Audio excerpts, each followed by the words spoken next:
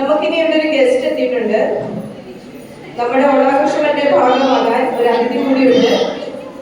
Meera road Malayalam mission മേഖലാ സെക്രട്ടറിയും സാമൂഹ്യ പ്രവർത്തകയുമായ ശ്രീമതി ഷീജ മാത്യുവിനെ 2 വാക്ക് സംസാരിക്കാൻ വേദിയിലേക്ക് ക്ഷണിക്കുന്നു.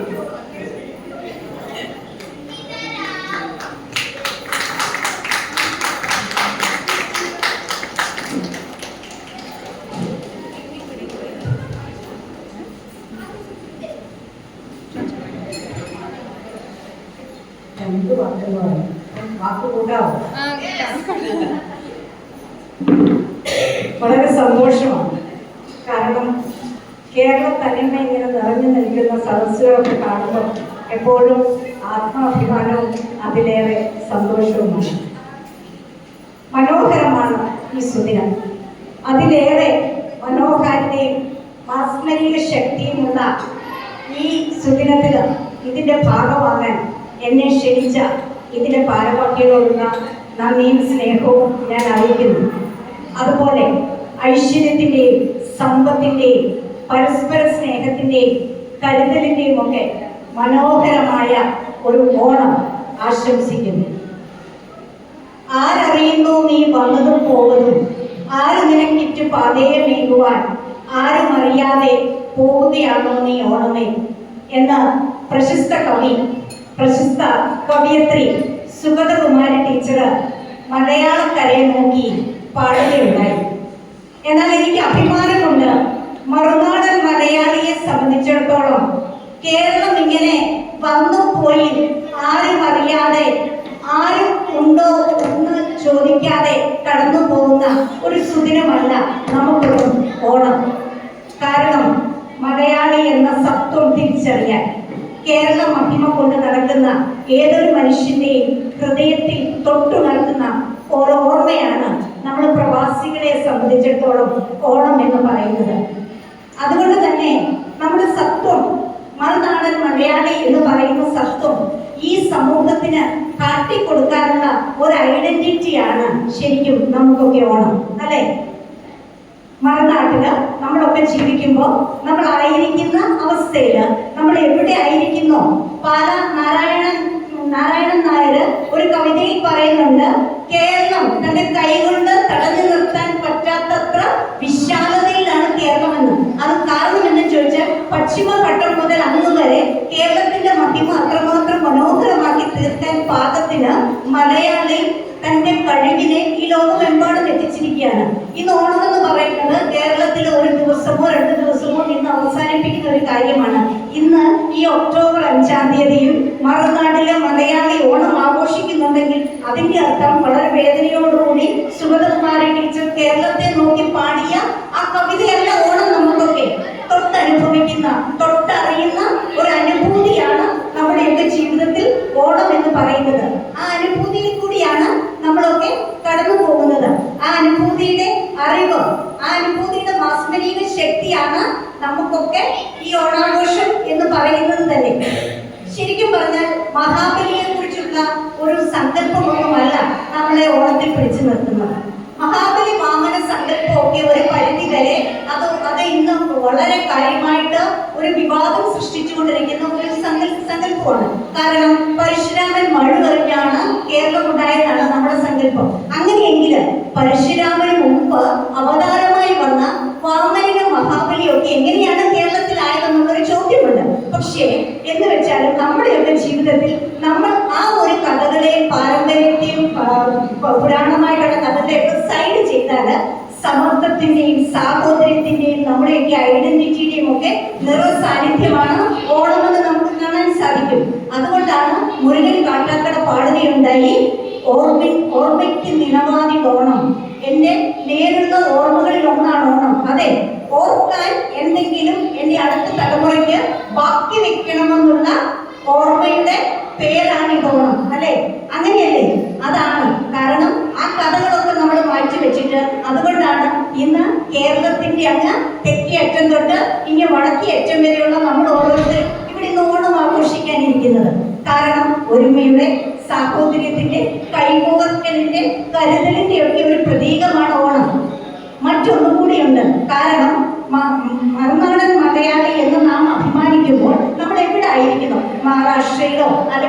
ദരിദ്ര പ്രദേശങ്ങളിലോ വെളിയിലോ ഒക്കെ ആയിരിക്കുമ്പോഴും നമ്മുടെ ഐഡന്റിറ്റി സത്വവും തിരിച്ചറിയുന്ന നമ്മൾ അഭിമാനത്തോടു കൂടി ഓണം ആഘോഷിക്കുന്നതിന് മറ്റൊരു കാരണം കൂടെ ഏത് നാടിനും അതിൻ്റെതായ ഒരു പൈതൃകം സൃഷ്ടിക്കുന്ന ദേശീയ ഉത്സവങ്ങളുണ്ട്. നമ്മളിപ്പോൾ ഇവിടെ ഉത്തരേന്ത്യയിലൊക്കെയാണെങ്കിൽ ഹോളിയുണ്ട്, തമിഴ്നാട്ടിലൊക്കെയാണെങ്കിൽ പൊങ്കലുണ്ട്. പക്ഷെ ഓണം എന്ന് പറയുന്നത് ഒരു സമത്വത്തിന്റെ സന്ദേശം നൽകുന്ന ഒന്നാണ് ഓണം. കാരണം അവിടെ ജാതിയില്ല, മതമില്ല, വർഗീയതയില്ല, എല്ലാവരും ഒരുമിച്ച് ആഘോഷിക്കുന്ന ഒന്നാണ് ഓണം. മറ്റുള്ള ഒരു നാടിനും ഇല്ലാത്ത ഒരു പവിത്രമായ ഒരു സന്ദേശം ഈ ലോകത്തിന് നൽകാൻ പറ്റുന്ന ഒരു സന്ദേശം കൊടുക്കുന്ന മഹത്തരമായ ഒരു നാടാണ് കേരളം. കേരളത്തിന് മാത്രമേ ഉള്ളൂ. നമ്മളോടൊക്കെ പലരും ചോദിക്കാറുണ്ട്, എന്നോട് എപ്പോഴും ചോദിക്കും എന്നാണ് നിങ്ങളുടെ ഓണം അവസാനിക്കുന്നതെന്ന്. എന്നോട് ചോദിക്കാറുണ്ട്, പള്ളിയിൽ ഓണമുണ്ട്, അമ്പലത്തിൽ ഓണമുണ്ട്, സമാജത്തിൽ ഓണമുണ്ട്, അതെന്താ നിങ്ങൾക്ക് ഇങ്ങനെയുള്ള ഓണമെന്ന്. ഞാൻ വളരെ അഹങ്കാരത്തോടുകൂടി അഭിമാനത്തോടുകൂടി നോൺ മലയാളികളോട് പറയാറുണ്ട്, അതാണ് മലയാളി, അതാണ് മലയാളി. അതുകൊണ്ടാണ് കൊറോണ പോലൊരു മഹാമാരി നമ്മുടെയൊക്കെ ജീവിതത്തിൽ വന്നപ്പോഴും നമ്മളൊക്കെ ചേർത്ത് നിർത്തിയത് ഒരു പൈതൃകം നമ്മുടെയൊക്കെ ജീവിതത്തിൽ 6 7 എന്നോ ഓർത്തു വെച്ച ഈ വാമന സങ്കല്പവും മഹാബലി സങ്കല്പവും ഒക്കെ ഒന്ന് മാറ്റിവെച്ചാൽ 6 7 നമ്മുടെ പൂർവികര് നമ്മുടെയൊക്കെ ജീവിതത്തിലേക്ക് മനസ്സിലേക്ക് കോറിയിട്ട ഒരു സ്നേഹത്തിന്റെ കരുതലിന്റെ ഒക്കെ ഉള്ളത് കൊണ്ടാണ് എവിടെയെങ്കിലും ഒരാൾക്ക് ഒരു ആപത്ത് സംഭവിച്ചു കഴിഞ്ഞാൽ നമ്മൾ ചെറുതായിട്ടെങ്കിലും അന്വേഷിക്കും അതൊരു മലയാളിയാണോ എന്ന്, അല്ലെ? മലയാളിയാണെന്ന് പറയുമ്പോൾ നമ്മുടെ ഉള്ളിന്റെ ഉള്ളിലൊരു വേദനാതിയാണ്. കൊറോണ വന്നപ്പോഴും എന്റെ പിള്ളയിൽ എത്ര മലയാളികൾ ഉണ്ടെന്നാണ് നമ്മൾ അന്വേഷിച്ചു തുടങ്ങിയത്. മരണസംഖ്യ കൂടുമ്പോൾ അതിൽ എത്ര മലയാളി ഉണ്ടെന്നാണ് നമുക്ക് തോന്നിയത്. അവിടെ ഹിന്ദു ഉണ്ടോ, ക്രിസ്ത്യൻ ഉണ്ടോ, മുസ്ലിം ഉണ്ടോ എന്നൊന്നും അല്ല നമ്മൾ അന്വേഷിക്കും. മലയാളിയാണോ? അവിടെ നമുക്കൊരു വേദനയുണ്ട്. ആ വേദനയ്ക്ക് കാരണം മലയാളി പൊടിയായതുകൊണ്ടാണ്. കാരണം മലയാളിയുടെ ജീവിതത്തിലേക്ക് പാരമ്പര്യമായിട്ട് മനുഷ്യർ ഇട്ടുകൊടുത്ത ഒരു നല്ല സൗഹൃദത്തിന്റെ, സ്നേഹത്തിന്റെ, കരുതലിന്റെ ഒക്കെ കൈകോർക്കലിന്റെ ഒക്കെ നല്ല അനുഭവമുണ്ട്. ആ പാരമ്പര്യമാണ് നമ്മളെ ഇവിടെ എത്തിച്ചിരിക്കുന്നത്. അങ്ങനെയല്ലേ ഓണത്തിനും സ്കൂളിൽ പഠിക്കുന്ന കാലത്തും ഒക്കെ അടുത്തിരിക്കുന്നവന്റെ ചോറ്റുപാത്രത്തിൽ എന്തെങ്കിലും ഇല്ലാതാകുന്നുണ്ടോ എന്നുള്ളതായിരുന്നു നമ്മുടെയൊക്കെ പ്രശ്നം. അല്ലെങ്കിൽ നമ്മുടെ കൂടെ ഇന്നും നമ്മളൊക്കെ സ്കൂളിന്റെയും ക്ലാസ്സിന്റെയും കോളേജുകളുടെയും ഒക്കെ സംഗമങ്ങളിലേക്ക് കടന്നു പോകുമ്പോൾ തിരിച്ചു വരുമ്പോൾ ഒരു നീറ്റിലുണ്ടാവും. കാരണം ആർക്കാണ് കുറവുകൾ ഉള്ളതെന്നാണ്. ആ കുറവുകളെ ആരും അറിയാതെ എങ്ങനെ നികത്താൻ പറ്റുമെന്നാണ് നമ്മുടെയൊക്കെ സങ്കടം. അങ്ങനെയെങ്കിൽ മലയാളിക്ക് പാരമ്പര്യമായി പകർന്നു കിട്ടിയ ഈ നന്മ, ഈ ഓണം എന്ന പരമ്പരാഗതമായി നാം കൂടെ കൂട്ടിച്ചേർത്തിരിക്കുന്ന ഒരു ആഘോഷത്തിന്റെ ഭാഗമായതുകൊണ്ടാണ്. അതുകൊണ്ട് മറ്റുള്ള ദേശക്കാര് ഈ നന്മകളൊന്നും ഇല്ലാത്തവരാണെന്നല്ല, പക്ഷെ സമൂഹത്തിനും ഈ ലോകത്തിനും പറഞ്ഞു കൊടുക്കാൻ പറ്റുന്ന വലിയൊരു നന്മയും പാരമ്പര്യവും നമ്മുടെ ഉള്ളിലുള്ളത് അങ്ങനെ മാത്രം വെച്ചിരിക്കാനുള്ളതല്ല. നാം ഒക്കെ ഈ ലോകത്തിൽ കടന്നു പോകുമ്പോൾ തീരാനുള്ളതല്ല ഈ പൈതൃകം. അങ്ങനെയെങ്കിൽ അടുത്ത തലമുറയ്ക്ക് പകർന്നു കൊടുക്കാൻ അവര് അടുത്ത തലമുറ നമ്മളോടൊക്കെ പറയണം, അല്ലെ അടുത്ത ജനത്തോട് പറയണം, എന്റെ അമ്മയും അച്ഛനും കാണിച്ചു തന്ന അവരുടെ ജീവിതത്തിൽ നിന്ന് ഉൾക്കൊണ്ട ഒരു പാരമ്പര്യം ഉൾക്കൊണ്ട ഒരു തലമുറയാണ് നമ്മളൊക്കെ. കാരണം ഇന്നത്തെ തലമുറ നമ്മളെക്കാൾ ഗംഭീരമാണ്. നല്ലത് മനസ്സിലാക്കാനും നല്ലത് ചേർത്ത് വെക്കുവാനും നല്ലത് ഉൾക്കൊള്ളാനും കഴിവുള്ളൊരു തലമുറയാണ് ഇപ്പോഴത്തെ തലമുറ. അവർക്കറിയാം എന്താണ് ശരി, എന്തല്ല ശരിയെന്ന്. അങ്ങനെയെങ്കിൽ ശരികളെ നമ്മുടെ ജീവിതത്തിൽ കൂടി വേണം നമുക്ക് മറ്റുള്ളവർക്ക് പകർന്നു കൊടുക്കാൻ. അതിലും മനോഹരമായ ഒരു സന്ദേശമുണ്ട് ഓണത്തിന്. ഓണത്തിന്റെ സന്ദേശം തോറ്റവന്റെ ഉത്സവമാണ് ഓണം, ഇല്ലേ? ജയിച്ചവന്റെ ഉത്സവമല്ല ഓണം. തോറ്റുപോയവനെ സ്വീകരിക്കുന്ന ഉത്സവമാണ് ഓണം. അങ്ങനെയെങ്കിൽ തോൽവി സംഭവിച്ച ഒരു വ്യക്തിയെ തിരിച്ച് ലോകത്തിലേക്ക് ഉത്സവത്തോടുകൂടി വരവേൽക്കുന്ന ഒറ്റ ജനത മാത്രമേ ഉള്ളൂ, മലയാളിയാണ്.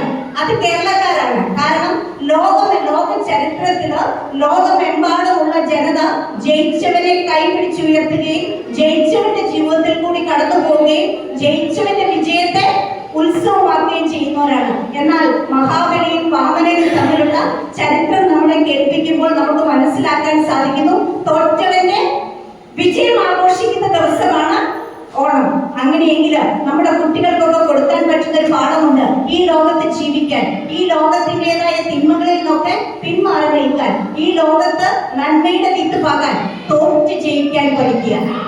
തോറ്റ് ജയിക്കാനല്ല നമ്മൾ നമ്മുടെ കുഞ്ഞുങ്ങളെ പഠിപ്പിക്കുക. പഠിപ്പിക്കുന്നത്. നമ്മളൊക്കെ ജയിച്ചു മുന്നേറുക, ഒരിടത്ത് ജയിച്ചാൽ ഒരിടത്ത് തോറ്റാൽ വാശിയോടുകൂടി അടുത്തടുത്ത് ജയിക്കണമെന്നാണ് പഠിപ്പിക്കുന്നത്. എന്നാൽ ഈ തോൽവിയുടെ ചരിത്രം നമ്മുടെ കുഞ്ഞുങ്ങളെയൊക്കെ പഠിപ്പിച്ചാൽ ജീവിതത്തിൽ അവർക്ക് ഡിപ്രഷൻ ഒന്നും ഉണ്ടാവില്ല. ഒരു ചക്രവർത്തിയായിരുന്നു മഹാബലി, അല്ലേ? ഒരു രാജ്യം മുഴുവൻ പിടിച്ച, അനേകം രാജ്യങ്ങൾ പിടിച്ച് നടക്കുമ്പോഴാണ് ആ വ്യക്തി ചക്രവർത്തിയായി മാറുന്നത്. അങ്ങനെ പ്രബലനായ ഒരു ചക്രവർത്തി, ആ ചക്രവർത്തിയാണ് ഒരു സാധാ മനുഷ്യന്റെ മുന്നില് തോൽവി സമ്മതിക്കുന്നത്. അതൊരു നന്മയുടെ പാഠമാണ്. അങ്ങനെയെങ്കിൽ അടുത്ത തലമുറയ്ക്ക് നമുക്ക് നൽകാവുന്ന നല്ലൊരു പാഠമുണ്ട്. നീ തോറ്റു വിജയിക്കാൻ പഠിക്കുക. എവിടെയെങ്കിലുമൊക്കെ എന്തിനു വേണ്ടിയെങ്കിലുമൊക്കെ ഒന്ന് തോറ്റു കൊടുത്താൽ വിജയം സുനിശ്ചിതമാണെന്ന് നമ്മുടെ കുഞ്ഞുങ്ങളെ പഠിപ്പിച്ചു കഴിഞ്ഞാൽ ജീവിതത്തിൽ അവരും വിജയിക്കുകയായി. അങ്ങനെയെങ്കിൽ ഈ നല്ലൊരു മുഹൂർത്തത്തില്, നല്ല സന്ദർഭങ്ങളില് നമുക്ക് കിട്ടിയ നേരിന്റെ നിലവിന്റെ നല്ല മണമുള്ള ഓണങ്ങള് അതായിരിക്കണം നമ്മുടെ അടുത്ത തലമുറയ്ക്ക് പകരാൻ പറ്റുന്ന ഓണവും. അങ്ങനെയെങ്കിൽ മുരുകൻ കാട്ടാക്കട പാടിയതുപോലെ നേരിന്റെ നിലവാണി ഓണം, എന്റെ ഓർമ്മകൾ പങ്കുവെക്കുവാനുള്ള മനോഹരമായ ഒരു ദിവസമാണ് ഓണം. എന്തെങ്കിലും എന്റെ അടുത്ത തലമുറയ്ക്ക് ബാക്കി വെക്കണമെന്നുള്ള പുതിയ പുതിയ ഓർമ്മകളുടെ നിറമാണിത് ഓണം. അങ്ങനെ മനോഹരമായ, സമൃദ്ധമായ, ഐശ്വര്യമായ പങ്കുവെക്കലിന്റെ, സാഹോദര്യത്തിന്റെ, കരുതലിന്റെ ഒരു നല്ല ഓണം എനിക്കും നിങ്ങൾക്കും ഉണ്ടാകട്ടെ എന്ന് ആശംസിച്ചുകൊണ്ട് എന്നെ ഇവിടെ ക്ഷണിച്ച ഓരോരുത്തരോടുമുള്ള നന്ദിയും സ്നേഹവും ഞാൻ അറിയിക്കുന്നു. കാരണം പെട്ടെന്ന് നിർത്തുന്നത്, കാരണം ഇന്നിവിടെ ഓണമാണ്. ഓണത്തിൻ്റെതായ ഒരുപാട് കാര്യങ്ങളുണ്ട്. ഓണം എപ്പോഴും ആഘോഷിക്കാനുള്ളതാണ്. അവിടെ ചെറിയ മെസ്സേജിന്റെ ആവശ്യമേ ഉള്ളൂ. അതുകൊണ്ട് വിളിച്ച് എല്ലാവർക്കും ഒരിക്കൽ കൂടി നന്ദി പറഞ്ഞ് ഈ സൗഹൃദവും സ്നേഹവും സഹകരണവും ഒക്കെ മലയാളി പൊളിയാണെന്ന ഒരു സമൂഹത്തിന് നൽകി കൊടുക്കാൻ പറ്റണം. അങ്ങനെയെങ്കിൽ മാത്രമേ നമ്മുടെയൊക്കെ ജീവിതത്തിൽ നന്മയുണ്ടാവുകയുള്ളൂ.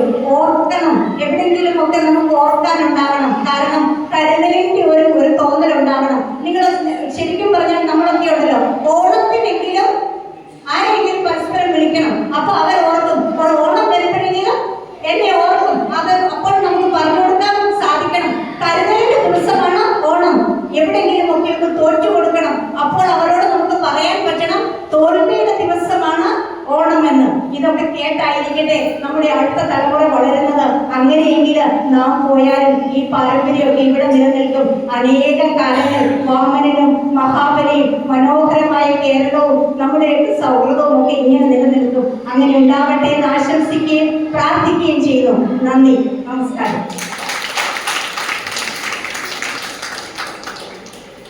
അതെ, മലയാളി പൊളിയാണ്. നമുക്ക് നല്ലൊരു മെസ്സേജ് തന്ന ഷീജ മാഡത്തിന് ഒരുപാട് നന്ദി. Thank you so much.